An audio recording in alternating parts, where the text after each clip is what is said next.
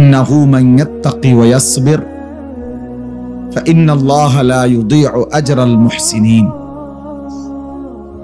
নিশ্চয়ই যে তাকওয়া অবলম্বন করবে, মানে গুনাহ থেকে মুক্ত থেকে আল্লাহর ইবাদত করবে, এবং ওয়াসবির সর্বাবস্থায় আল্লাহর ফয়সালার উপরে ধৈর্য ধারণ করবে, আল্লাহ তাআলা বলেন এমন নেককারের কোনো 1 ইঞ্চি 1 সুতো 1 বিন্দু আমি আল্লাহ বিনিময় ছাড়া রাখব না।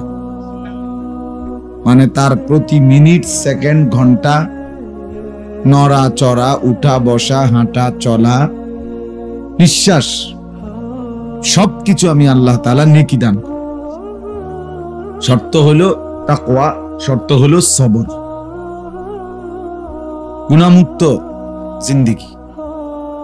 যাই করা হয় তা যেন গুনাহমুক্ত হয়, যাই করা হয় তা যেন আল্লাহর সন্তুষ্টির জন্য হয়। ওমা উমিরু ইল্লা লিয়াবুদুল্লাহা মুখলিসিনা লাহুদ্দীন হুনাফা। আল্লাহ তাআলা বলেন সমস্ত নবী আদম থেকে মুহাম্মদ সাল্লাল্লাহু আলাইহি ওয়াসাল্লাম, সমস্ত নবীর কাছে আল্লাহ তাআলা আদেশ করেছেন এক কথা, যে প্রত্যেকেই যেন আল্লাহর ইবাদত করে ইখলাসের সাথে, শতভাগ আল্লাহর সন্তুষ্টির উদ্দেশ্যে, শতভাগ আল্লাহর জন্য। তাহলে ইখলাস মানে লিল্লাহ, আল্লাহর জন্য, এটা সমস্ত নবীর সর্বকালের সর্বযুগেই আল্লাহর হুকুম। অর্থাৎ আদম আলাইহিস সালামের জামানাতেও ইখলাসবিহীন কোনো আমল গ্রহণযোগ্য হয় নাই, আখিরি নবীর জামানাতেও হয় নাই, এখনো হবে না, এখনো হবে না। কোরআনুল কারীমের মধ্যে আছে হাবিল কাবিল ওই 2 ভাই, তো হাবিলও কুরবানি করছে, কাবিলও আল্লাহর রাস্তায় কিছু দিছে, কিন্তু হাবিলের দিলে আল্লাহর সন্তুষ্টি ছিল, তো আল্লাহ তাআলা হাবিলের কুরবানি কবুল করছেন। তো ওইখানে আছে যে কাবিল তার ভাই হাবিলকে আক্রোশে বলছিল লা আকতুলান্নাক, আমি তোকে হত্যা করে ফেলব, মেরেই ফেলব। তখন হাবিল তার ভাই কাবিলকে একটা কথা বলছে যে ভাই আমি জীবন দিয়ে দিচ্ছি, ঠিক আছে তুমি আমাকে মেরে ফেলবা আমি বুঝছি, কিন্তু আমি জান দেব, ঠিক আছে, তবে কিয়ামত পর্যন্তের জন্য। হাবিল বলতেছে যে আমি জীবন দেব, ঠিক আছে, তবে কিয়ামত পর্যন্তের জন্য আমি বলে গেলাম ইন্নামা ইয়াতাকাব্বালুল্লাহু মিনাল মুত্তাকিন, সর্বযুগে সর্বকালে আল্লাহ তাআলা কুরবানি কবুল করবেন তার তাকওয়া থাকবে যার। তাহলে আল্লাহ ভীতি, আল্লাহর জন্যে, আল্লাহর সন্তুষ্টি, আল্লাহকে ভয় করে যে আমল করবে কেবল তারটাই গ্রহণযোগ্য হবে। তাহলে সেই আদমের জামানার থেকে আজকে পর্যন্ত এটা কথা।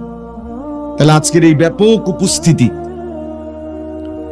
আলহামদুলিল্লাহ সর্বশ্রেণীর মানুষ, ওলামায়ে কেরাম, মঞ্চ ভরা, নিচেও অনেক ওলামায়ে কেরাম আছে, আমরা জানি অনেক ইমাম সাহেবগণ আছেন, মুরব্বিয়ান বাবা চাচারা আছেন। আলহামদুলিল্লাহ আমাদের আগামী প্রজন্ম, নওজোয়ানরা, আমাদের সন্তানরা, আমাদের ভবিষ্যৎ, আমাদের ছেলেরা, যুব প্রজন্মরা, আলহামদুলিল্লাহ তারাও ব্যাপকভাবে আছে। তো সব মিলাইয়া এটাই বোঝা যায়, আশা করা যায় যে ওলামায়ে কেরাম, ইত্তেহাদুল উলামা পরিষদ আন্তরিকতা নিয়েই আল্লাহর সন্তুষ্টির জন্যই এটা করেছেন, ফলে এই সুন্দর উপস্থিতি, এই ব্যাপক উপস্থিতি। আল্লাহ তাআলা এই ইখলাস, তাকওয়া দীর্ঘদিন পর্যন্ত কায়েম করে দেন, প্রত্যেকের দিলে জারি রাখেন। কোরআনুল কারীমের মধ্যে আছে আল্লাহ তাআলা বলেন ফামান কানা ইয়ারজু লিকা রাব্বি, যারা যারা আল্লাহর সাক্ষাৎ কামনা করে হাসরের ময়দানে আল্লাহ তাআলা বলেন ফালিয়ামাল আমালান সালিহা, তারা যেন প্রত্যেকেই নেক আমল করে, ওয়ালা ইউশরিক বিইবাদাতি রাব্বিহি আহাদা, আর কোন আমলের মধ্যে, কোন ইবাদতের মধ্যে, ছোট কিংবা বড়, ওযু, গোসল, নামাজ, রোজা, হজ, যাকাত, জিকির, তেলাওয়াত, তাসবিহ, দান, সাদাকা, ওয়াজ, নসিহত, বলা, শোনা, আয়োজন করা, কোন ইবাদতের মধ্যেই আল্লাহকে ছাড়া অন্য কোনো কিছু যেন না থাকে, শিরক যেন না থাকে। আল্লাহ তাআলা এটা আদেশ করেছে। তাইলে আল্লাহর সাক্ষাৎ পেতে হলে ইখলাস লাগবেই, মানে শুধুই আল্লাহর জন্য, শুধুই আল্লাহর জন্য। হযরত ফুজাইল ইবনে আয়াজ রাহমাতুল্লাহ আলাইহি, বিশ্ববিখ্যাত বুজুর্গ ফুজাইল ইবনে আয়াজও বলে, জামানার শ্রেষ্ঠ বুজুর্গ ছিলেন সেই ফুজাইল ইবনে আয়াজ রাহমাতুল্লাহ আলাইহি বলতেন, তারকুল আমাল লিআজালিন নাস শিরকুন, কোন মানুষ কিছু বলবে এই জন্য কোন নেক আমল ছেড়ে দেওয়া, এটা শিরিক। মানুষিনী কি কয় এই জন্য করলাম না, এটা শিরক। আবার ওয়াল আমালু লিআজালিন নাস রিয়াউন, তিনি বলেন মানুষে কিছু বলুক, মানুষ দেখুক, মানুষ জানুক, মানুষ বাহবা দিক, এই জন্য আবার যে আমল করে এটাও রিয়া, এটাও শিরিক। তাইলে মানুষ বলবে এ কারণে ছেড়ে দেওয়া, এটাও শিরিক। মানুষ দেখুক বা বলুক এই আশায় করা, এটাও কি শিরক। দুটাই নিষেধ। ওয়াল ইখলাসু আন ইউআফিয়াকাল্লাহু মিনহুমা, তিনি বলেন আর ইখলাস হলো আল্লাহ তাআলা তোমার প্রত্যেকটা আমলের মধ্যে তোমাকে এই দুটো অবস্থা থেকে রক্ষা করা, যে না মানুষকে দেখানোর জন্য করিও নাই, মানুষকে দেখানোর জন্য ছাড়িও নাই, করছি আল্লাহর জন্য, করি নাই তাও আল্লাহর জন্য। আহাব্বা লিল্লাহ মানা লিল্লাহ, আতা লিল্লাহ মানা লিল্লাহ, আহাব্বা লিল্লাহ আবগাদা লিল্লাহ, ভালোবাসলাম আল্লাহর জন্য, বিরোধিতা করলাম আল্লাহর জন্য, কিছু দিলাম আল্লাহর জন্য, নিষেধ করলাম আল্লাহর জন্য। রাসূল বলেন এরকম যদি হয় কারো জিন্দেগি, ফাকাদ ইস্তাকমালাল ঈমান, তার ঈমান পূর্ণ হয়ে গেল, সে পরিপূর্ণ মুমিন হয়ে গেল। এজন্য আমি নবীনগর দক্ষিণ ও মুরাদনগর ইত্তেহাদুল উলামা পরিষদ, এখানে যত ইমাম, যত আলেম এর অধীনে সংঘবদ্ধ, বলা যায় আশা করি আমি ব্যক্তিগতভাবে প্রত্যেকের সাথে আলাদা আলাদা ভাবেই পরিচিত, সবার সাথেই আমার যথেষ্ট পরিমাণ আন্তরিকতা আছে। সব সময় আমার জিন্দেগির চলার পথে ওনাদের সাথে আমার নিয়মিতই দেখা হয়, আসা যাওয়া হয়, কথাবার্তা হয়, আমিও যেন এর একজন সদস্য। অতএব আন্তরিকভাবেই সদস্য। আমিও চাই নবীনগর দক্ষিণ, মুরাদনগর উত্তর ইত্তেহাদুল উলামা পরিষদ এটা যেন আরো সুন্দর হয়, আরো মজবুত হয়, আরো ব্যাপক হয়, উম্মতের সেবায়, উম্মতের খেদমতে, উম্মতের ফিকিরে এই পরিষদের অধীনে যেন আরো বহুমুখী খেদমত হয়। সবাই দোয়া করেন, বলেন আমিন। আরো আরো বহুমুখী খেদমত, পদের জন্য, পদবীর জন্য। আমি আমার পরিষ্কার আপনাদের কাছে কথা হইল, যে যেই পদটা চায় ওনার 14 গোষ্ঠীরে সেই পদটা দিয়ে দিবে, যে আমনেও সভাপতি, আমনের বাপেও সভাপতি, আমনের দাদাও সভাপতি, আপনাকে বংশের জিন্দা মুর্দা সবাই সভাপতি। হাত্তা জুরতুমুল মাকাম, কবরস্থানে যারা আছে আমনের তারাও সভাপতি, আপনি 14 গোষ্ঠী সভাপতি যান, আমনে ভোলার বাপ, আমনে মাইয়ার বাপ যান। মানে অর্থ হইল কোনোভাবেই এখানে পদ পদবী কোনো বিষয়ই না, আমি আল্লাহর দ্বীনের আমার দ্বারা কিছু হলো কিনা, আমার দ্বারা খেদমত হইল কিনা, আমার দ্বারা হইল কিনা, এটাই হইল বড় কথা। গতকালকে রাত্রে আমি প্রখ্যাত 3 জন আলেম, বক্তা, ওয়াইজ, ভালো মানের আল্লাহওয়ালা, ওনাদের সাথে আমি একসাথে নাস্তা করছিলাম। কথার প্রসঙ্গে এই উনারা জিজ্ঞাসা করতেছিল আমারে যে হুজুর কি কি পড়তাম বা কি মোতালা করতাম, এমনি এমনি বলতেছিল। তখন আমি বললাম যে উল্লেখযোগ্য তেমন কিছু না, মূল বিষয় হইল আপনি যখন বসেন, আমি যখন বসি আল্লাহর কথা বলতে, তখন আল্লাহকে কসম করে, আল্লাহর কসম দিয়ে দিলকে বলেন যে আসলে যে মানুষগুলো আমার সামনে বসলো আমি তাদের পরিবর্তন চাই কিনা, এটা আমার দিলে আসলে আছে কিনা। এই মানুষগুলো বদলে যাক, এই ছেলেগুলো বদলে যাক, এই বাপরা বদলে যাক, গুনাহ থেকে মানুষগুলো ফিরে আসুক। খোদার কসম, এটা যদি কোনো আলেম, এইখানে আপনারা যারা আছেন, যারা নিচে আছেন ইমাম, উপরে ইমাম সাহেব আছেন, অথবা ওয়াজ করেন, জুমার বয়ান করেন, মাদ্রাসায় কথা বলেন, যেখানেই বলেন, আমার এই ছোট্ট জিন্দিগির সবক আমি মনে করি যদি দিলের মধ্যে কথা আমার আছে কিনা যে আমি এই মানুষদের পরিবর্তন চাই, আমি এদের বদলাইতে চাই, আমি এদের জিন্দিগির সৌন্দর্য চাই, কসম আল্লাহ, এটা যদি কারো দিলে তৈরি হয়, আল্লাহ তাআলা কি বলা দরকার আল্লাহ তার জবানে চালু করে দিবে।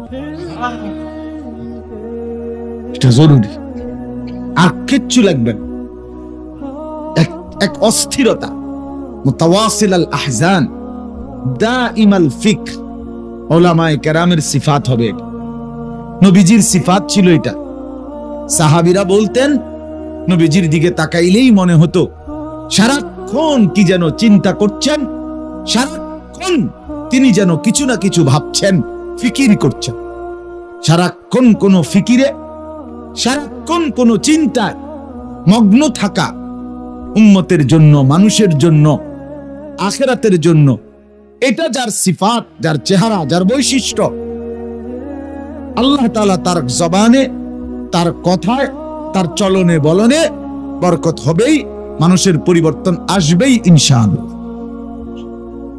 এজন্য অনেক উলামায়ে কেরাম এখানে স্টেজে বসা আছেন, নিচেও বসা আছেন, আমি সহ আমরা সবাই মিলে দরদে নববী ব্যথা, রাসূলুল্লাহ সাল্লাল্লাহু আলাইহি সাল্লামের বেচাইনি, ফালাআল্লাকা বাখিউন নাফসাক, যে অস্থিরতা হওয়ার কারণে উম্মতের প্রতি নবীকে সরাসরি আল্লাহ তাআলা কোরআনে আয়াত নাজিল করে সান্ত্বনা দিয়েছেন।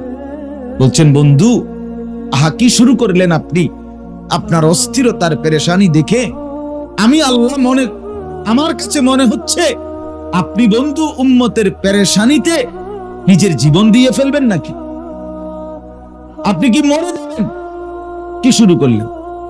মানে খুদ আল্লাহ আর শাজিম রব্বুল আলামিন, সেখান থেকে মালিকের দরদ উথলে উঠছে যে হায় আমার বন্ধু শুরু করলো কি, আমার বন্ধুদের অস্থির হয়ে যাচ্ছে, পেরেশান হয়ে যাচ্ছে। এটা সিফাত। ফালাআল্লাকা বাখিউন নাফসা, কি পরিমাণ ছেলে 5 ওয়াক্ত নামাজ পড়ে না, এদেরকে ফেরাবে কে ফিরাবে, কে বুঝাবে এদেরকে হাতে ধরে বুকে জড়িয়ে, কে বুঝাবে, কে এই ছেলেদেরকে বুঝাবে। বাপ 1 বছর 6 মাস কোনদিন তুমি জানো না ফজরের নামাজ কখন পড়ে। লক্ষ লক্ষ মুসলমানের কোটি কোটি সন্তান, নারী পুরুষ ছেলে মেয়ে, আহা 5 বয়সী মানুষ জানেই না ফজরের আজান হয় কখন, ফজরের ওয়াক্ত হয় কখন, ফজরের নামাজ পড়ে কখন। এইভাবে জিন্দেগি, প্রতিদিন এভাবে জিন্দেগি। আমি আপনাদেরকে হাদিস শুনাই। আল্লাহর নবী সাল্লাল্লাহু আলাইহি সাল্লামের জামানায় মদিনায় 2 ধরনের লোক কালেমা পড়তো।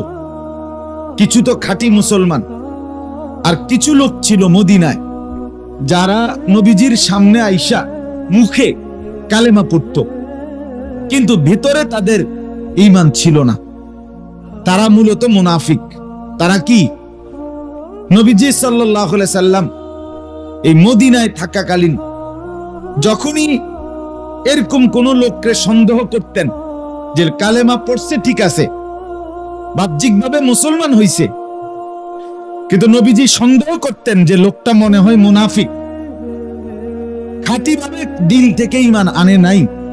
কসম আল্লাহর, হাদিসে আছে, ছেলেরা বাপ তোমরাও শোনো, হাদিসে স্পষ্ট আছে নবী সাল্লাল্লাহু আলাইহি সাল্লাম ফজরের নামাজ পড়ে সালাম ফিরাইয়া নবীজি সাহাবীদের দিকে ফিরে মাঝে মাঝে জিজ্ঞেস করতেন, আফিল মসজিদে ফুলান, আফিল মসজিদে ফুলান, মসজিদে অমুক আছে, মসজিদে অমুক আছে। এরকম একজন, দুইজন, তিনজনের নাম বলতেন ফজরের নামাজে। কোন নামাজে বলো না ভাই, কোন নামাজে? সাহাবীরা ডানে বামে তাকাইয়া বলতেন, না অমুকে তো আসে নাই, অমুকেও আসে নাই। কসম আল্লাহর, নবীজি বলতেন, আমি তো সন্দিহান ছিলাম মুনাফিকের ব্যাপারে, এখন নিশ্চিত হলাম।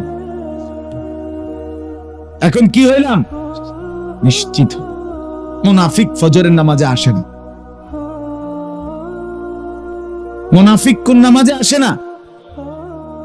এখন বলো না কেন?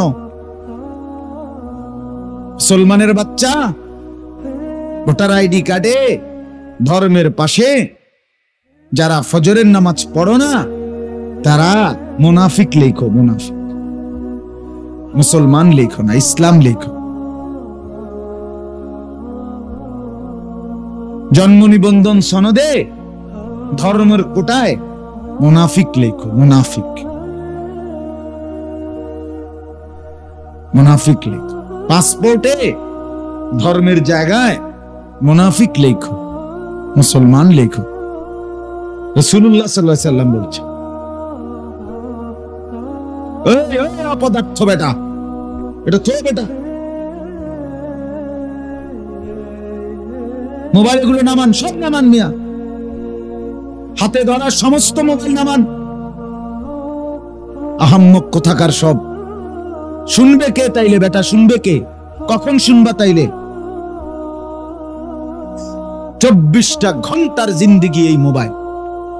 দুশ্মন এইভাবে ট্যাবলেট দিয়ে দিছে যে এইটা ছাড়া তুই ঘুমাইবিও না, উঠবিও না। বস কিসের হুজুর, কিসের আলেম, কিসের ওয়াজ, যেখানে থাকবি তুই আর তোর মোবাইল, এইটা ছাড়া তুই আলগা হবি না এক মিনিট। শুধু ছবি তুলবি, শুধু ছবি তুলবি, ডানে বামে, উর্ফে নিচে, সোজা বাঁকা, কুত্তা বিলাই শুকর, গরু ছাগল, কীট পতঙ্গ, জন্তু জানোয়ার, মানুষ গরু, হুজুর, পাবলিক, বেড়া বেড়ি, জোয়ান বুড়া, সাদা কালা, চিকন মোড়া, জিডা ফাঁসিটা উঠে যা 18,000 মাখলুকাতের ছবি উঠাইবি। চেষ্টা করবি যেন 18,000 মাখলুকাতের সাথে তোর একটা একটা সেলফি থাকে,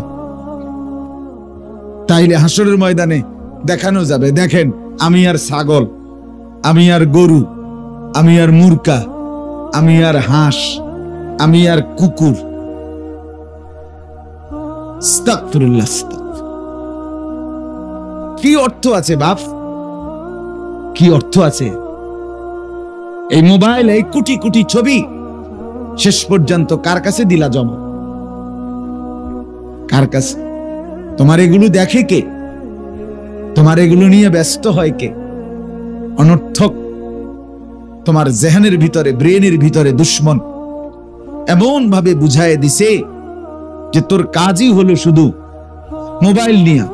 হাসবি তো মোবাইলে, কাঁদবিও মোবাইলে, কিছু ভাবলে মোবাইল, হাঁটলেও মোবাইল, বসলেও মোবাইল, বন্ধুদের আড্ডাতেও মোবাইল, রাত গভীরে একাকী রোমে তাও মোবাইল, শুইতে শুইতে মোবাইল, উঠতে উঠতে মোবাইল।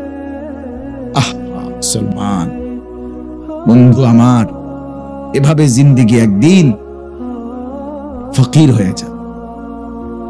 দুনিয়াতেই দুর্ভিক্ষ দেখতে হবে, অনেক কষ্ট মিলবে, লাঞ্ছনা মিলবে, মুসিবত আসবে, কোন সন্দেহ। একটি জাতি যখন সংখ্যাগরিষ্ঠ অংশ ব্যাপকভাবে গাফলতি, খামখেয়ালি, অবহেলা, আল্লাহর দ্বীনকে তুচ্ছ তাচ্ছিল্য করাতে লেগে যায়, তো সে জাতির উপরে বড়সড় মুসিবত আসে, বড়সড় মুসিবত আসে। আজ আমাদের সংখ্যা গরিষ্ঠ ছেলে মেয়ে নারী পুরুষ সবাই একযোগে একসাথে সবাই লেগে গেছে এই মোবাইল, এই টেলিভিশন, এই দেখার প্রতিযোগিতায়। সবাই ব্যস্ত। এটা আমাদের অধপতন নিয়ে আসবে, অধপতন। উঠতি বয়সের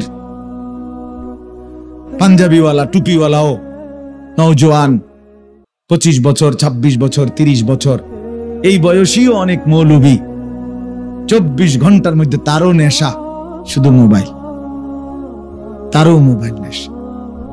বন্ধুরা আমার, এমন নওজোয়ান মৌলবী যারা ইমাম সাহেব কিংবা খতিব সাহেব কিংবা ওয়াজ সাহেব কিংবা হুজুর সাহেব কিংবা আমি নিজেই সাহেব, সব সাহেব, এই কথা মনে রাখতে হবে, আমার জন্য সবার জন্য মোবাইলের এই আসক্তি, এটা নিশ্চিত আপনি হুজুরে দিয়া দেশ জাতি উম্মতের কিছুই হবে না। আপনি আকামলাই থেকে যাবে। হ্যাঁ, বলে কোনো কাম হইব, আপনার বউ ফাইলছেন, বাচ্চা কাচ্চা ফাইলছেন, বাজার সাজার কইরা খাইয়া দাইয়া শুইয়া লাইছেন, এই আর কি। এদ্দুর হবে, ঠিক আছে, এদ্দুর তো সাধারণ মুসলমানেরও হচ্ছে মিয়া। এক আলেমে দ্বীনের জিম্মাদারি শুধু নিজের বউ আর নিজের ছেলে মেয়ে এই বাজার সদাই আর খাইয়া দাইয়া ঘুমায় যাওন, এটা থেকে আলেম বলে না। এটা আলেমের সিফাত না, এটা আলেমের পরিচয় না, এটা আলেমের বৈশিষ্ট্য। বেইন্তেহা হিসাব ছাড়া, সীমা ছাড়া মানুষের প্রতি যার কলিজা ভরা দরদ, অস্থিরতা, বেচাইনি, এটা ওয়ারাসাতুল আম্বিয়ার সিফাত, বৈশিষ্ট্য। এই জন্য আমি সবাইকে অনুরোধ করলাম, বাপ ছেলেরা, তোমাদেরকে বলি, আমার এটা সবক, আমি বলবোই এটা। তোমরা যারা এইভাবে পাগলের মতো, মাতালের মতো দিবা নিষিদ্ধ মোবাইলের উপরে চোখ দিয়া দিছ, জীবনটা ওয়াকফ করে দিছ, জিন্দেগিটা উৎসর্গ করে দিছ মোবাইল রে, মা বাপ বংশ দেশ সমাজ পাড়া মহল্লার কারো দিকে কোনো নজর নাই, নিজের ইজ্জত সম্মানের কোনো খোঁজ খবর নাই, শুধু নারী, শুধু ছবি, শুধু জেনা, শুধু ব্যভিচার, শুধু অশ্লীল দৃশ্য, শুধু বেহায়াপনার দৃশ্য, শুধু মহিলার নাচ গান। এর ভিতরেই যারা মোবাইল নিয়ে ব্যস্ত হয়ে পড়ে আছো দোস্ত, আল্লাহর কসম তোমরা কষ্ট পাইবে। আখিরাতে না বন্ধু, দুনিয়াতে আখিরাত তো আছেই। ইন্নাল্লাযীনা ইউহিব্বুনা আন তাশীআল ফাহিশাতু ফিল্লাযীনা আমানু লাহুম আযাবুন আলীমুন ফিদ দুনিয়া ওয়াল আখিরা। সূরা নূরের আয়াত, কোরআনুল কারীমে আল্লাহ তাআলা বলছেন, নিশ্চয়ই যারা ঈমানদারদের সমাজে অশ্লীলতা, বেহায়াপনা, ফাহিশা, অশ্লীলতা এবং বেহায়াপনা ছড়িয়ে দেওয়াকে পছন্দ করে, কসম আল্লাহর, আল্লাহ কোরআনে বলছেন তাদের জন্য আযাবুন আলীম, মর্মান্তিক পীড়াদায়ক আযাব রয়েছে, ফিদ দুনিয়া, দুনিয়াতে, ওয়াল আখিরা, আখিরাতে। এটা কোরআনের আয়াত। বেশি দিন লাগবে না দোস্ত, আর বেশি দিন অভাব দেখবা। তোমরা যারা খুব তাফালিং করতে আছো ফুলাফাইন, আর বেশি দিন না দোস্ত। তোমার মাতবরি, এই চুলের পেখম, হ্যাঁ, পকেটে যে সময় টাকা থাকবে না, বাপ যে সময় আর ইনকাম করবে না, আস্তে চুলের পেখমও যাইব গা, আসিবা ফ্যান্টের বাহাদুরিও চলে যাবে। মাতবুরি তো দেখাও, বাপ কিছু কামাই করে দেখে। অহংকারী করছো তো তোমার নিজের টাকায় না, বাবার টাকা, মায়ের টাকা, ভাইয়ের টাকা, কিছু বলিয়া কিছু না বলিয়া, কিছু সত্য বলে কিছু মিথ্যা বলে, কিছু বাটপারি কইরা, সিটারি কইরা, চুরি কইরা, অবৈধভাবে অন্যায়ভাবে মিথ্যা বলে ধোঁকা দিয়া অসংখ্য ছেলে মাকে ধোঁকা দেয়, বাবাকে ধোঁকা দেয়, মিথ্যা কথা বলে বলে হাজার হাজার টাকা নিয়া এই মোবাইলে এমবি ঢুকাইয়া, আরে ঠিক মতো খায় না, ঠিক মতো ঘুমায় না, নিজের শরীর স্বাস্থ্যেরও কোনো যত্ন নাই, শুধু মোবাইলে উলঙ্গ ছবি দেখতে দেখতে এখানের এমবি ঢুকাইতে ঢুকাইতে জিন্দিগিও শেষ, যৌবনও শেষ, শরীরও শেষ, নাফরমান তোর আখিরাতও শেষ। মনে রাখিস বন্ধু, ও চিরেই তুমি আফসোস ছাড়া, হতাশা ছাড়া, দুর্ভাগ্য ছাড়া আর কিছু দেখবা না, দেখবা না। আল্লাহ তাআলা আমাদেরকে বুঝার তৌফিক দান করেন। মোবাইলের আসক্তি ছাড়তে হবে ভাইয়া, মোবাইলের আসক্তি ছাড়তে হবে। মোবাইলের এই পাগলা নেশা বন্ধ না করিলে আমার জাতি টিকবে না, আগামী প্রজন্ম টিকবে না। এই এখন যে ছেলেগুলোর বয়স 14 বছর, 16 বছর, 18 বছর, 20 বছর, এরা যেই হারে মোবাইল টিপতেছে, ছেলে মেয়েগুলো এগুলো আগামী 20 বছর পরে গিয়ে কোথায় পৌঁছবে তা ভাবতেও গা শিহরে ওঠে। হ্যাঁ, আল্লাহ তাআলা আমাদেরকে বুঝ দান করেন। আমি আমার এই ছোট্ট ওয়াজের জীবন 18 বছর, তো 18 বছর আগেও তো আমি মুসলমানের নওজোয়ান দেখছি, তখনের চাল চলনও তো দেখছি, মনে আছে। আজ 18 বছরের ব্যবধানে আইসা এখনো তো দেখতিস, জানেও না কখন নামাজ পড়বে, কতদিন হয় 5 ওয়াক্ত নামাজ পড়ে না, বলতেও পারবে। অগণিত ছেলেকে আপনি জিজ্ঞেস, বাবা কৌসাই তুমি আল্লাহরে সাক্ষী রাইখা গত কতদিন হয় যে একদিনে 5 ওয়াক্ত নামাজ কোনদিন পড়ো নাই, এটা কতদিন হইতে পারে? সে বলবে হুজুর গন্যা কি আর কুলান যাব, হিসাব করে কি আর কুলানো যাবে? তাইলে বলেন, মা কোথায়, বাবা কোথায়, অভিভাবক কোথায়, শিক্ষক কোথায়, দেশ কোথায়, জাতি কোথায়, প্রশাসন কোথায়, সর্দার কোথায়, মাতব্বর কোথায়, গ্রামের বাপ চাচা মুরব্বীরা কোথায়, দাদারা কোথায়, নানারা কোথায়? হ্যাঁ, কারো কোনো পাত্তা নাই, কারো কোনো অনুভূতি নাই, কারো কোনো নজরদারি নাই। চোখের সামনে সুন্দর ছেলে, ফুটফুটে তাজা ছেলে, সুস্থ সবল, কি সুন্দর চমৎকার চেহারা, এমন সোনার ছেলে, সুন্দর ছেলে চোখের সামনে নষ্ট হয়ে গেল। অশ্লীল ছবি দেখতে দেখতে, উলঙ্গ ছবি দেখতে দেখতে, জিনা ব্যভিচারের দৃশ্য দেখতে দেখতে, কেউ মদের আড্ডায়, কেউ জুয়ার আড্ডায়, কেউ নেশার আড্ডায়, কেউ নারীর আড্ডায়, কেউ অশ্লীলতার আড্ডায়, কেউ বেহায়াপনার আড্ডায়, শেষ শেষ। আল্লাহ আমাদেরকে বুঝ দান করেন। আমি মাগরিবের নামাজের পরে বয়ান করার কথা ছিল, আমার দাওয়াতেই ছিল বাদ মাগরিব। এলাকার হুজুররা আগেই বয়ান করে, আমি তো এলাকারই সংগঠনেরও সদস্য, কইলাম না, কিন্তু আমার একটু দেরি হয়ে গেছে। আমার বাচ্চাটা, ছোট বাচ্চাটা অসুস্থ ছিল, পরে আমি জোহরের পরে ডাক্তারের কাছে নিতে হয়েছে, ওইখান থেকে রাইখাত জলদি, এরপরে আসতে দেরি হয়ে গেছে। এই জন্য আমি আর অল্প একটু সময় কোরআনুল কারীমের একটি আয়াত, 28 নম্বর পারা, কোরআনুল কারীমের 66 নম্বর সূরা, সূরাটার নাম সূরায়ে তাহরিম। এই সূরার 8 নম্বর আয়াত, এই একটি আয়াত তেলাওয়াত করেছি ইনশাআল্লাহ। ও আর এই ভাইদের তো বসার কোনো জায়গা নাই, শরীফ ভাই, আর তো কোনো চাটাই মাটাই নাই, ওদিকে অনেক সাথী দাঁড়ানো। বউ না ভাই, যাদের জায়গা আছে ওই যে পিছনে বা ওইদিকে বইলে ভালো হইব, বসলে বরকত হবে, কলিজায় বসবে, বসে শুনলে ভালো হবে। যতক্ষণেই শোনো ভাই, বসেই শোনো। ছেলেরা আমি বলছি বসে শোনো, তুমি 10 মিনিটে শোনো, আল্লাহর কথা বইসা শোনো, উপকার হবে ভাইয়া, দিল লাগবে, ফায়দা হবে।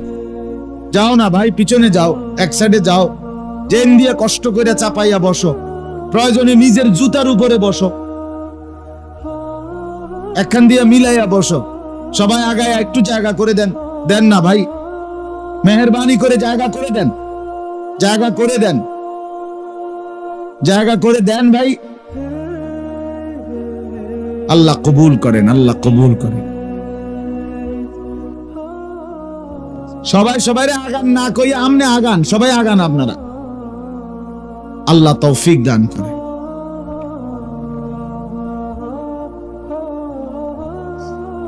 এরপরে যারা দাঁড়ায় আছেন ওনাদের সিদ্ধান্ত হইল, হুজুর আগেও আপনার কথা ফাত্তা দিছি না, এখনো দিতাম না, এটা হলো কথা, বুঝেন না? অনেকের হিসাব হইলো এটা। হুজুরদের কথাতে তো আমি এমনিই শুনি না, তার এই কথাই একখান শুনি না কিরুমার, বুঝছেন না কথা?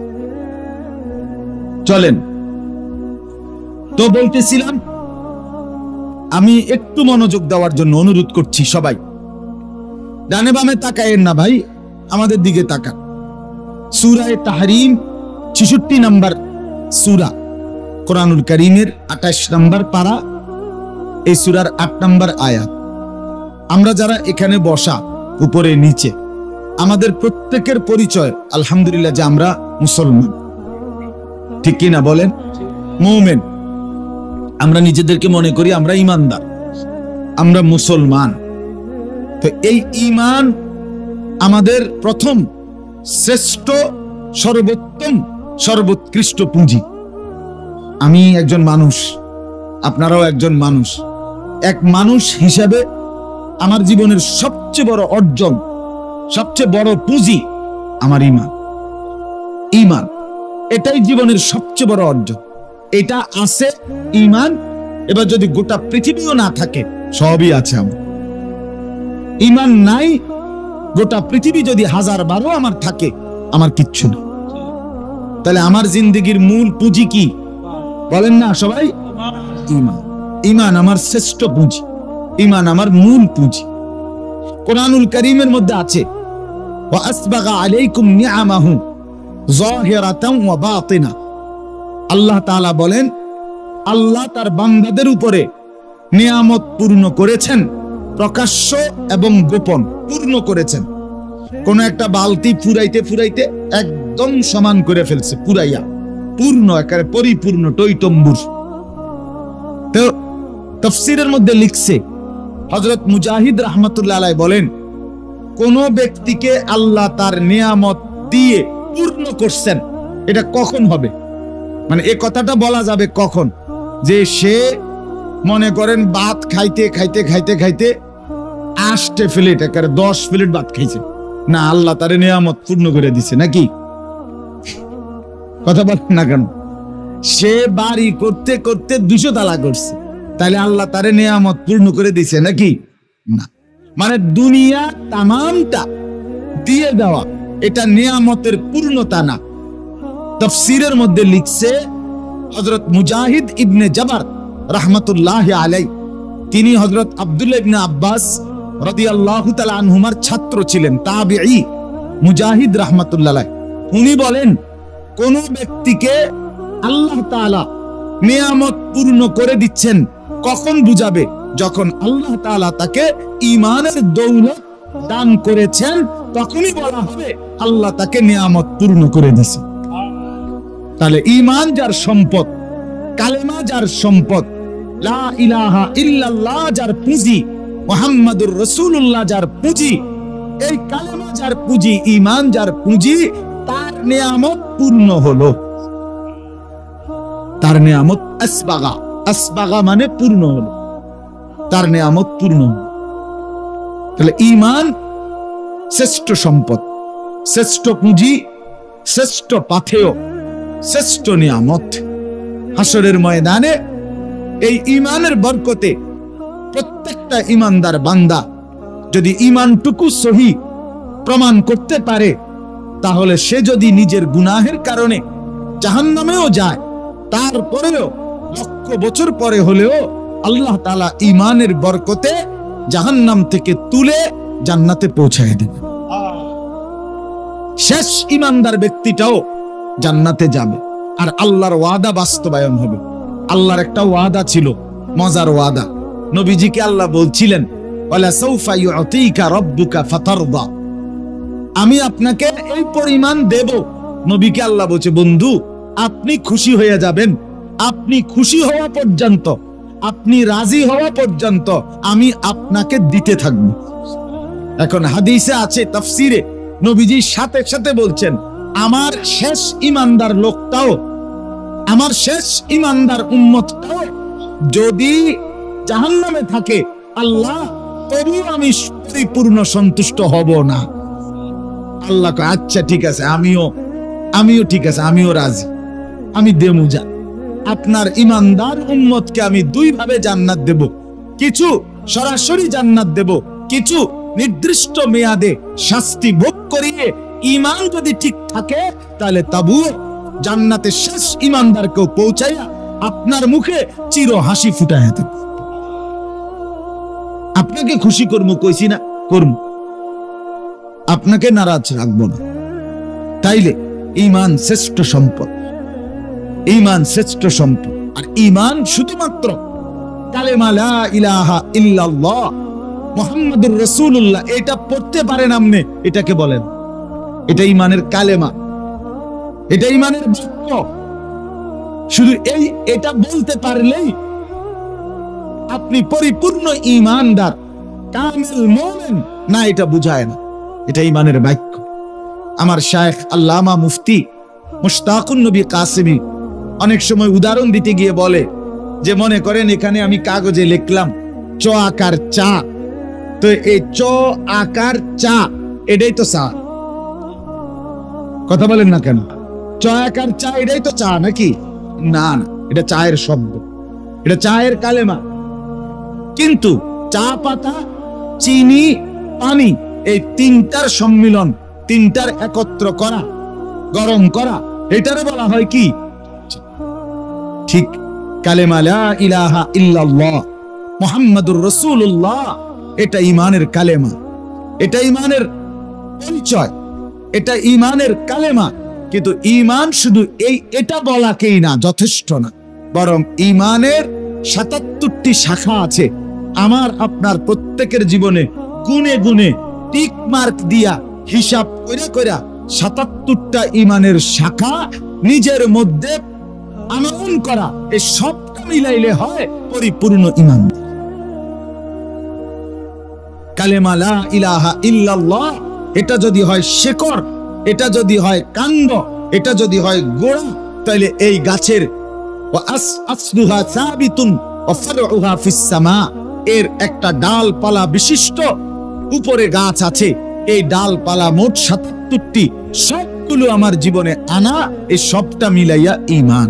এজন্য একজন ঈমানদার হিসাবে ঈমানের ৭৭ শাখা কি কি আপনার একটা একটা করে জানা, আমার মধ্যে আছে কোনটা, নাই কোনটা, যেটা আছে আলহামদুলিল্লাহ, যেটা নাই এটা আনার চেষ্টা করা, এটা আপনারও জিম্মাদারি, আমারও জিম্মাদারি। কথা বুঝছেন কিনা বলেন? সাথে সাথে আরেকটি জিনিস খেয়াল রাখা, ঈমানের মধ্যে যেন কুফরি না থাকে, ঈমানের মধ্যে যেন শিরিক না থাকে, ঈমানের মধ্যে যেন নিফাক না থাকে, ঈমানের মধ্যে যেন ইরতিদাদ মুরতাদ হওয়া এটা না থাকে। কুফর মুক্ত, শিরিক মুক্ত, নিফাক মুক্ত, ইরতিদাদ মুক্ত ঈমান। কুফর মিশ্রিত ঈমান গ্রহণযোগ্য না, শিরিক মিশ্রিত ঈমান গ্রহণযোগ্য না, নিফাক মিশ্রিত ঈমান গ্রহণযোগ্য না, মুরতাদওয়ালা ঈমান গ্রহণযোগ্য না। ইরতিদাদ বলে তো বিষয়টা অনেক কিছু, হ্যাঁ অনেক কিছু, অনেক কিছু। আপনি এটারে মানে শুধু কেবল এক লাইন কইয়াই আপনি এরপরে বন খাবেন, বিড়ি খাবেন, চা খাইবেন, চা দোয়ানে চিকন টুলের মধ্যে বইয়া রঙিন টেলিভিশনে হ্যাঁ নর্তকীর নাচ দেখবেন, সুদের টিয়া গুনবেন, আক করলে কথা কথা গালি দিবেন, আমনের ফুত নামাজ পড়বে না, আমনের মেয়ে পর্দা করবে না, আমনের স্ত্রী পর্দা করবেন না, আমনের ঘরে কোনো আল্লাহ খোদা নাই, কোরআন তেলাওয়াত নাই, আপনার ঘরে ২০ বছর ধরে প্রত্যেক দিন রঙিন টেলিভিশনে নাচ গান জিনা ব্যভিচারের দৃশ্য চলবে, সিনেমা নাটক সবাই দেখবে, আর আপনি হঠাৎ তুইটা বেহেস্তে যাইবেন গা। বেহেস্ত এত মামুর বাড়ি হয়ে গেল কা? কথা বলেন না কেন? আমনের মতো আকামলারে বেহেস্ত দিতেইব, বেহেস্ত কি লোকের এত ঘাটতি পড়ে গেল কা? বলেন মিয়া, অসংখ্য মানুষ আছে চা দোকানে বসে বিড়ি খায় আর চা খায় আর নর্তকীর নাচ টেলিভিশন দেখে। এরকম মানুষগুলো যখন বলে ওলামায়ে কেরামের সমালোচনা, আলেমে দ্বীনের বদনাম করে, কোন আলেমকে গালি দেয় বা মিথ্যা কথা অপবাদ দেয়, আমার আফসোস হয় বেটা, তোর নিজের তলা নাই, তুই কাকে কি বলছিস? তোর কোনো হুঁশ আছে কি বেটা? আহাম্মক বেটা, নিজের ভিতরে মুমিনের চিহ্ন নাই। এবারে কয় অমুক হুজুরের আকীদা বালা না, অমুক হুজুরের আকীদা বালা না, অমুক হুজুরে ওয়াহাবি, অমুক হুজুরে নবীর দুশমন। মানে কি? আমনে বিড়ি খান, ওই হুজুরে গাঁজা খায় নাকি? হ্যাঁ, আমনে টেলিভিশন দেখেন আর ওই হুজুরে নাচে নাকি? তো তাহলে হুজুরের আকীদা বালা নাকি? তা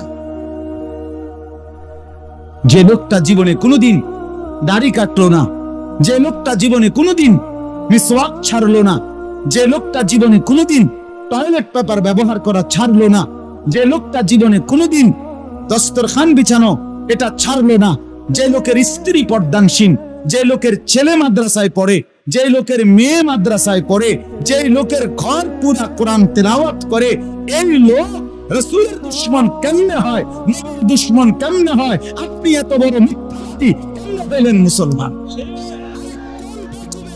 এই বুদ্ধি দিল, সে বুদ্ধি দিছে খুব বেকুব মিয়া, বেকুব বেটা। তো না যে তোরে বুঝাইছে বেটা সে বেকুফ, তারে জিজ্ঞাসা করে না কারে ওয়াহাবি বললেন, কারে নবীর দুশমন বললেন?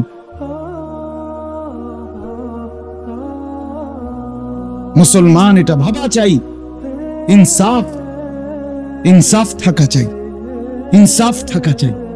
ইন্নাল্লাহা ইয়া'মুরু বিল আদল, আল্লাহ বলে বান্দা আমি ইনসাফের আদেশ করলাম, জীবনের সব ক্ষেত্রে ইনসাফ করবা। ইনসাফ, বিবেক, আপনার বিবেক কোথায়?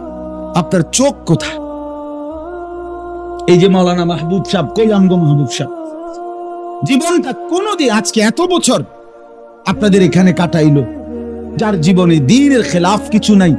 আপনি কথার কথা, এই যে ওলামায়ে কেরাম, আপনি এরকম একজন মানুষ সুন্নাতের উপরে চলতেছে, চোখের দেখা দেখতেছেন, আপনি এর ফরও কোন সে নবীর দুশমন। এত বড় জুলুমের কথা কে শিখাইলো? আমরা এত বড় আহম্মকি কথা আপনার শিখাইলো কে? কোন বোকায় শিখাইলো? অতএব বাপ, এটা জরুরি মনে রাখতে হবে, ঈমান জীবনের বড় পুঁজি। এটা দুইটা জিনিস খেয়াল রাখতে হবে। ঈমানের কিছু বিষয় আছে, ঈমানের শাখা, এগুলো আনতে হবে। কিছু বিষয় আছে ঈমানের জন্য ক্ষতিকারক, এগুলোর থেকে বাঁচতে হবে। ৭৭ শাখা নিজের মধ্যে আনতে হবে। কুফর, শিরিক, নিফাক, ইরতিদাদ নিজের থেকে সরাইতে হবে। আজও ঈমান শিখার জন্য ওই খুলনার হযরতের কাছে প্রতি বছর যাই একবার, 5 দিনের লেগা 6 দিনের লেগা শায়েখের কাছে রোজা রাইখা আমলে বসি, যে হযরত একটা একটা করে ধরায় দেয় কোনটা ঈমান, কোনটা কুফর, কোনটা শিরক। ঈমানের ৭৭ শাখা হযরত ব্যানার আকারে, ফেস্টুন আকারে, বই আকারে আমার খুলনার হযরত বারবার ধরায় দেয়। এবং কতবার যে বলছে, আমারও তো কত সময় বলছে, মাওলানা আল্লাহর বান্দাদেরকে ঈমানের ৭৭ শাখা পড়তে বলেন, জানতে বলেন, নিজের জীবনে মিলাইতে বলেন। এটা জরুরি বাপ। আপনি বুঝছেন নাই, আমরা গ্রামের মানুষ, আমরা সাধারণ মানুষ, আমরা সহজ সরল মানুষ, আমরা স্কুলে পড়ছি, আমরা কলেজে পড়ছি, আমরা কিচ্ছু পড়ি নাই, মূর্খ সুরুক্ষ মানুষ, দিন আইনা দিন খাইছি। হ্যাঁ হুজুর বাজার করছি, বেডিতে আনছে, আমরা ভাত খাইছি। এই সমস্ত সিহন কথা, এই সমস্ত ফাঁকনা আলাপ, আরে ফেরেশতার সামনে কইলে একটা বাড়ির লগে আড্ডি। আমার ফুতে যেভাবে কইছে যে উড়া উড়া করে লাগে, আমার ছোট ছেলে গুড়া গুড়া কই তারা না, হাতে কয় উড়া উড়া করে লাগে। আড্ডি তো গুড়া গুড়া করে, হাতে কয় উড়া উড়া করে লাগে। দুঃখ লাগবে নাকি? আল্লাহ আমাদেরকে বুঝ দান করেন। আমাদের জীবনের একটা বড় পুঁজি আমাদের ঈমান। আমাদের ঈমান।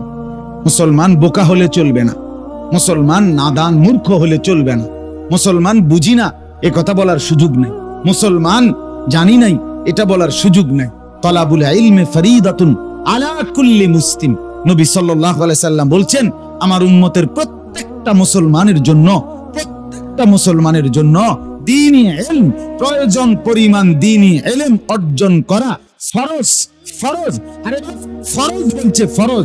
এরপর কি কইলে আপনি গুরুত্ব দিতেন? ফরজের উপরে কিতা কইতো আপনারে? কথা বলেন না কেন?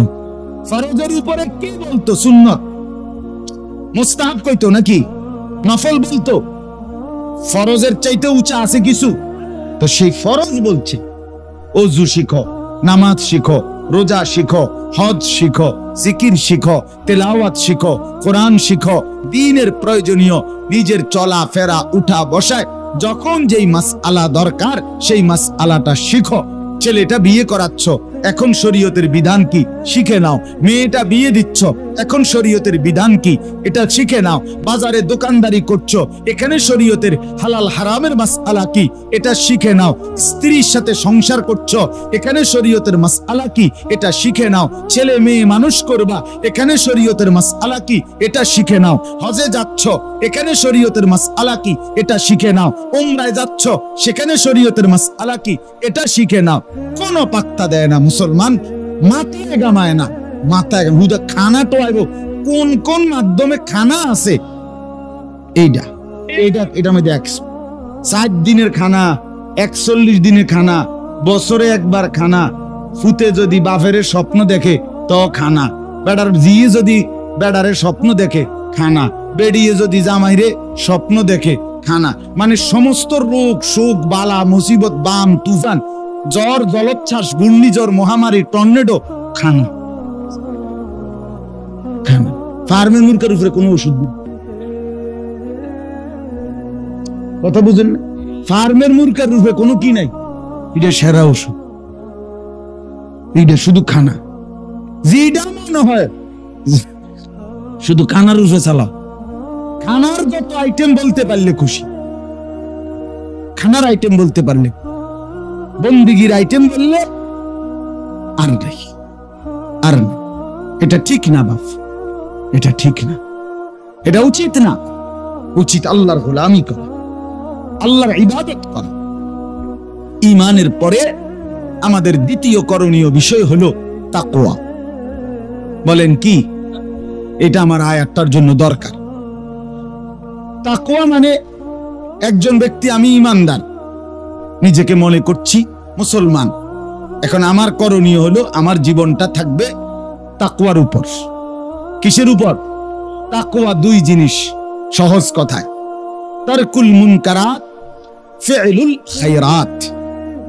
তাকওয়া হলো দুই জিনিস, আল্লাহর সমস্ত হুকুম, রাসূলুল্লাহর সমস্ত হুকুম পালন করা, আল্লাহ এবং রাসূলুল্লাহর সমস্ত নিষেধ বর্জন করা। খালাস। তাহলে আল্লাহর হুকুম যে পালন করে, আদেশগুলো নিষেধগুলো যে বর্জন করে, এটাকেই বলে তাকওয়া, এরই বলে মুত্তাকি। আর ওই যে আগের ঈমান আর এই এখনকার এই তাকওয়া, এই দুই দৌলত সম্পদ নিয়ামত যার অর্জিত হলো, হাসরের ময়দানে কসম শুধু দাঁড়াবে, ফেরেশতা জান্নাত দেখাই দিবে, সিধা জান্নাত, সিধা জান্নাত দাঁড়াবে আর জান্নাত। وسارعوا إلى مغفرة من ربكم وجنة عرضها السماوات والأرض أعدت للمتقين। রব্বুল আলামিন বলেন, বান্দা আমি আল্লাহ মাগফিরাত নিয়ে অপেক্ষা করছি। আমার বান্দা পাপী তাপী ছুটে ছুটে দৌড়িয়ে দৌড়িয়ে আমি আল্লাহর কাছে আসো মাগফিরাত নিতে, আমার থেকে মাগফিরাত নাও। আর ওয়া জান্নাতিন আরদুহাস সামাওয়াতু ওয়াল আরদ, আসমান এবং জমিন প্রলম্বিত বিস্তীর্ণ, আমার জান্নাতেই প্রবেশ করে ফেলো। সুবহানাল্লাহ। উইদ্দাত লিল মুত্তাকিন, আল্লাহ বলে, শোনো শোনো বান্দা, আমি আল্লাহ জান্নাত বানিয়েছি কেবল মুত্তাকিদের জন্য। কার জন্য বলেন না? কার জন্য? সবাই বলেন কার জন্য? তাহলে ঈমান এবং তাকওয়া, ঈমান এবং তাকওয়া, ঈমান এবং তাকওয়া, ঈমান এবং তাকওয়া আমার জীবনের পুঁজি, আমার জীবনের মূল অবলম্বন। এই দুইটা আমার লাগবেই। ঈমান আমার লাগবেই, তাকওয়া আমার লাগবেই, নাই তো কবরেও আমার মুক্তি নাই, হাসরের মাঠেও মুক্তি নাই, ফুলসেরাতেও মুক্তি নাই, জাহান্নাম থেকেও বাঁচার উপায় নাই, জান্নাতে যাওয়ার সুযোগ নেই। তাহলে জান্নাতে যদি যেতে হয়, জাহান্নাম থেকে যদি বাঁচতে হয়, কি লাগবে? দুই জিনিস, ঈমান এবং তাকওয়া। বলেন, যেটা তাকওয়া এটারে কয় নেক আমল, যেটা তাকওয়া এটারে কয় আমলে সালেহ। ওয়া আমিলুস সালিহাত, এ যত জায়গায় আছে এটার যে অর্থ তাকওয়ারও সেই অর্থ, একই কথা। যা তাকওয়া তাই আমলে সালেহ, যা আমলে সালেহ তাই কি? তাই তাকওয়া। তাকওয়া। এখন আমি যে আয়াতটা পড়ছি, এবার শুধু এটা বলতে চাই, আপনি আমি আলহামদুলিল্লাহ মনে করেন সিদ্ধান্ত নিলাম যে আমি তো মুমিন, মুসলমান পরিচয় দেই, কাজেই আমি তাকওয়ার উপরে চলবো, মানে আল্লাহর হুকুমগুলো পালন করব, রাসূলুল্লাহ সাল্লাল্লাহু আলাইহি ওয়াসাল্লামের হুকুমগুলো পালন করব, আল্লাহ এবং রাসূলের নিষেধগুলো বর্জন করব। এখন আমার শুধু একটা প্রশ্ন থাকবে আল্লাহর কাছে, আল্লাহ পালন করব সিদ্ধান্ত নিলাম, ওযু, গোসল, নামাজ, রোজা, হজ, যাকাত, জিকির, তেলাওয়াত, দান, সাদকা, আওয়াবিন, ইশরাক, তাহাজ্জুদ, নফল, হ্যাঁ এগুলো আমি করব। এরপরে গুনাহ, চুরি, ডাকাতি, জিনা, ব্যভিচার, মদ, জুয়া, নাচ, গান, অশ্লীলতা, বেহায়াপনা, বেপরদেগি, নাটক, সিনেমা, খেলাধুলা, মিথ্যা উপার্জন, হারাম উপার্জন, অবৈধ রোজগার, ছিনতাই, রাহাজানি, সবকিছু আমি ছাড়বো, নেক আমল করব। এটা যদি আমি মনে করি, সিদ্ধান্ত নেই, তো আল্লাহর কাছে এবার আমার প্রশ্ন, করতে করতে চলার পথে আমল করছি, গুনাহ ছাড়ছি, কিন্তু যদি কখনো আমল ছুটে যায়, গুনাহ হয়ে যায়, তখন আমি কি আর মুত্তাকি থাকবো না? আমার তাকওয়া তো ছুটে গেল, এবার আমি কি জান্নাতি হব না? আমি কি জাহান্নাম থেকে বাঁচতে পারবো না? রব্বুল আলামিন তখন বলছে, বান্দা তোমার সিদ্ধান্ত নেক আমল করবা, সিদ্ধান্ত গুনাহ ছাড়বা। এই অবস্থায় থাইকা যদি কখনো অ্যাক্সিডেন্টলি বাই চান্স যদি গুনাহ হয়ে যায়, নেক আমল ছুটে যায়, সাথে সাথে আমি আল্লাহর কাছে তওবা করো, খাঁটি তওবা, খাঁটি তওবা, খাঁটি তওবা, তাওবাতান নাসুহা। আমি ওয়াদা দিলাম, পুরা গুনাহ যদি আসমান সমান হয়, মাফ করে দেব। তোমাকে মুত্তাকি বানাইয়াই রাখব, আমার সঙ্গী বানাইয়াই রাখব। এটা হইল তাকওয়ার রিমুভার। তাকওয়া যদি ছুটে যায়, এটাকে মুছে ঠিক করে দেওয়ার মাধ্যম হইল তওবা। কি বলেন না? তওবা। এটাই এই আয়াত। আল্লাহ তাআলা বলেন, ইয়া আইয়ুহাল্লাযীনা আমানু, হে ঈমানদারগণ, হে মুমিনগণ, তুবু ইলাল্লাহ তাওবাতান নাসুহা, তোমরা সকলেই, জওয়ান বৃদ্ধ, নারী পুরুষ, সবাই তোমরা তওবা করো, আল্লাহর দিকে ফিরে আসো। তাওবাতান নাসুহা, খাঁটি তওবা, খাঁটি ভাবে ফিরে আসা। তাহলে একজন মুমিন তওবা করতে হবে যদি গুনাহ হয়ে যায়, যদি আমল ছুটে যায়, কারণ আমাকে মুত্তাকি হতেই হবে, আমাকে তাকওয়াবান হতেই হবে, নয়তো আমি জান্নাতে যেতে পারবো না। আর যদি তাকওয়া ছুটে যায়, লিক হয়ে যায়, ছিদ্র হয়ে যায়, নেক আমল হয়ে ভুল হয়ে ছুটে গেছে। আমি আজকে 3 মাস ফজরের নামাজ পড়ি, তো আজকে একদিন আমার ফজরের জামাত ছুটে গেছে। আমি আজকে 6 মাস 5 ওয়াক্ত নামাজ পড়ি, আজকে একদিন আমার এশার নামাজ ওয়াক্ত মতো পড়তে পারি নাই, তাহলে এটা আমার ত্রুটি কিনা? কথা বলেন না কেন? আমি সর্বাত্মক চেষ্টা করি চোখ নিচের দিকে নামাইয়া রাখতে, কিন্তু আজ আমি বেখেয়াল হোক, ইচ্ছায় হোক, শয়তানের ওয়াসওয়াসায় হোক, নফসের ধোকায় হোক, রাস্তার নারী, চলার পথের সুন্দরী নারী দেখে ফেললাম, এটা আমার গুনাহ হলো কিনা? আমার তাকওয়া ছুটে গেল, আমার তাকওয়া ছুটে গেল।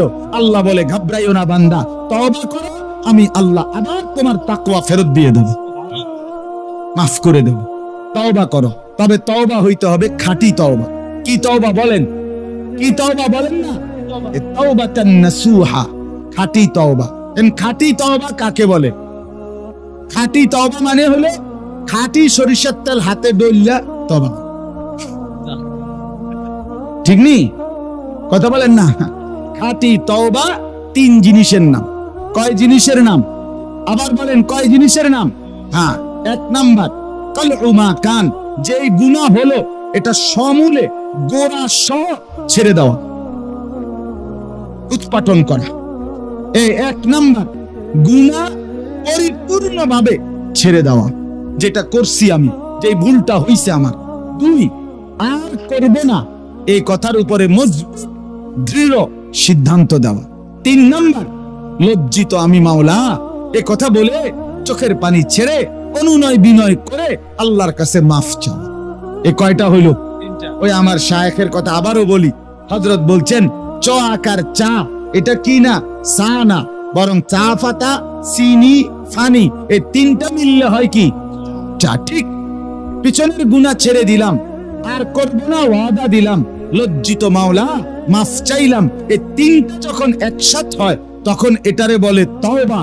তওবা আল্লাহ তাআলা তখন 4 নাম্বারটা, আমি বলছি কয়টা? 3টা ছেড়ে দিলাম, আর করব না ওয়াদা দিলাম, লজ্জিত মাওলা মাফ চাইলাম, আল্লাহ বলে 4 নাম্বারটা বান্দা আমার থেকে শোনো, আমি আল্লাহ মাফ করে দিলাম।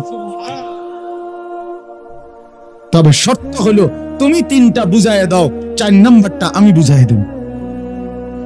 তুমি 3টা বুঝায় দাও।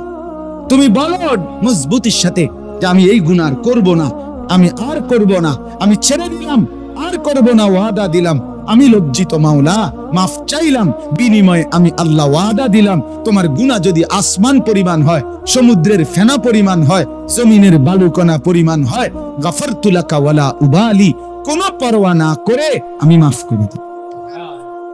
এই আজকে এটাই কথা আমার বন্ধু, তওবা ছাড়া, জীবনটা সুন্দর করা ছাড়া, নিজেকে পরিপূর্ণ মুসলমান বানানো ছাড়া, তাকওয়া ছাড়া আখিরাত মিলবে না। আখিরাত মিলবে না, কবর মিলবে না, পরকালের সুখ মিলবে না, দুনিয়ার স্বস্তিও মিলবে না, দুনিয়ার নিরাপত্তাও মিলবে না।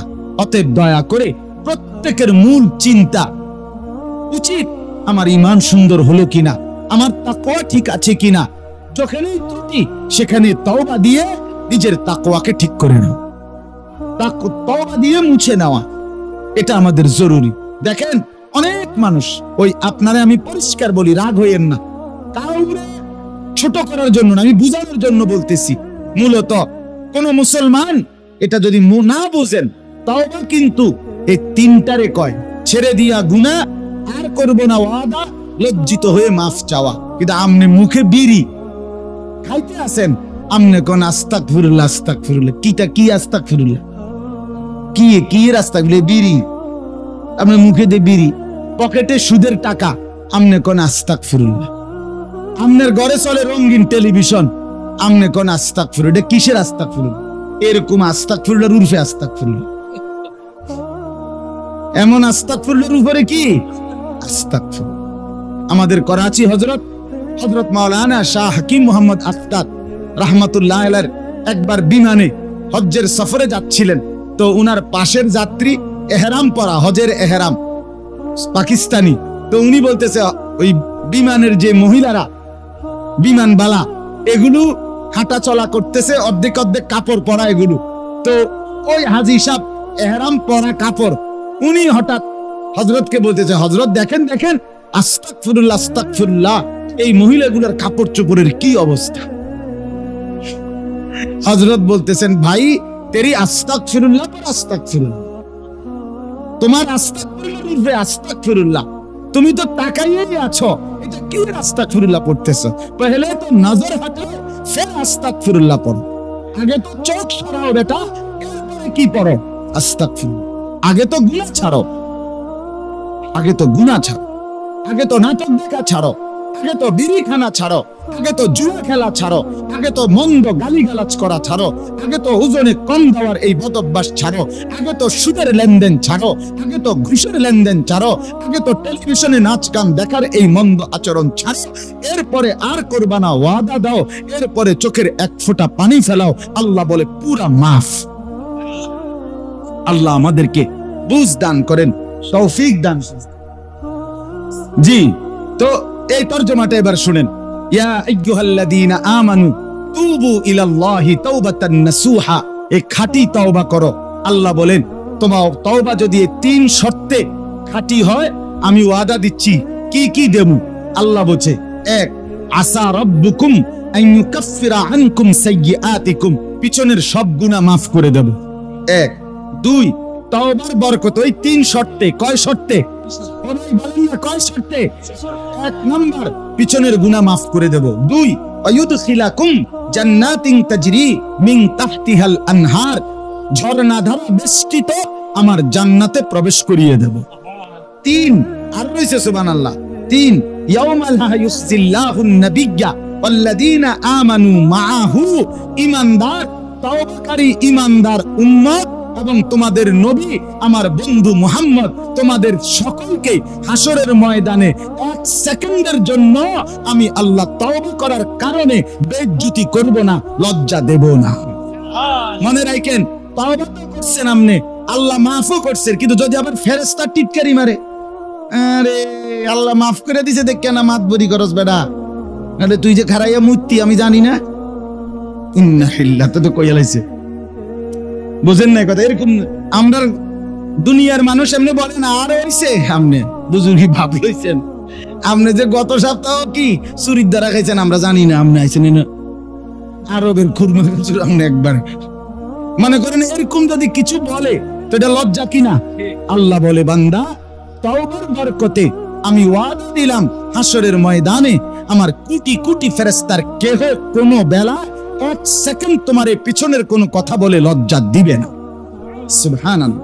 এরপরে চার নাম্বার, নূরুহুম ইয়াসআ বাইনা আইদিহিম ওয়া বিআইমানিহিম। সুবহানাল্লাহ। তওবার বরকতে ঈমানদার বান্দা আমি আল্লাহ ফুলসিরাতের ৩০,০০০ বছরের অন্ধকারের রাস্তা যখন পার হইতে শুরু করবা, আমি আল্লাহ তোমার সামনে এবং ডানে চলন্ত, এরকম স্থির লাইট না বরং চলমান, তোমার সাথে সাথে আগে আগে ডানে ডানে চলবে এরকম নূর আলো জ্বালিয়ে দেব।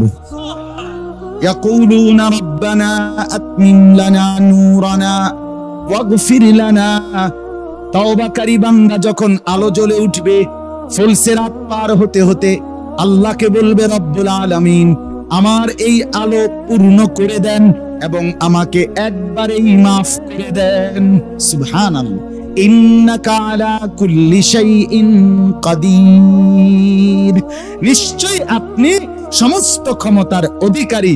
আপনি চেয়েছেন বলেই মাওলা মাফ করেছেন, ফুলসিরাতে আলো জ্বালায় দিয়েছেন, লজ্জা দেন নাই, আপনার জান্নাতও দিয়ে দিচ্ছেন। বলেন আলহামদুলিল্লাহ। অতএব আমরা ইনশাআল্লাহ ঈমান, তাকওয়া, তওবা এই তিন জিনিস মনে রাখবো। কোন কি কি তিন জিনিস? ঈমান, তাকওয়া, তওবা। আবার কোন? ঈমান। আবার বলেন। আল্লাহ তাআলা আমাদের সকলকে তৌফিক দান করেন। আমাদের আগামী 2, 3, 4 ফেব্রুয়ারি মাসের এই 3 দিন বিশ্ব ইজতেমা। বলেন আলহামদুলিল্লাহ। 2, 3, 4 ফেব্রুয়ারি 2024 সাল, আগামী বছর আমাদের বিশ্ব ইজতেমা। সারা পৃথিবী থেকে লাখো আল্লাহর বান্দারা আসবে। আপনারা দলে দলে সবাই বিশ্ব ইজতেমায় অংশগ্রহণ করবেন। বলেন ইনশাআল্লাহ। 4-5 ডিসেম্বরের এই মাসের উত্তরা দিয়াবাড়ি, আলহামদুলিল্লাহ আমরাও সেখানে শরীক হইছি। আমার শায়েখ আল্লামা মুফতি মুশতাকুন নবী কাসেমি হুজুরও গেছেন, সারা দেশের উলামায়ে কেরাম গেছেন। ইনশাআল্লাহ আগামী 2, 3, 4 ফেব্রুয়ারির বিশ্ব ইজতেমাতেও আপনারা অংশগ্রহণ করবেন। 2টা মিনিট আপনাদের কাছে অনুরোধ, আমার স্বেচ্ছাসেবক ভাইরা আছে এখানে, এখনই আপনাদের কাছে ঢুকবে। 2টা মিনিট, এত বড়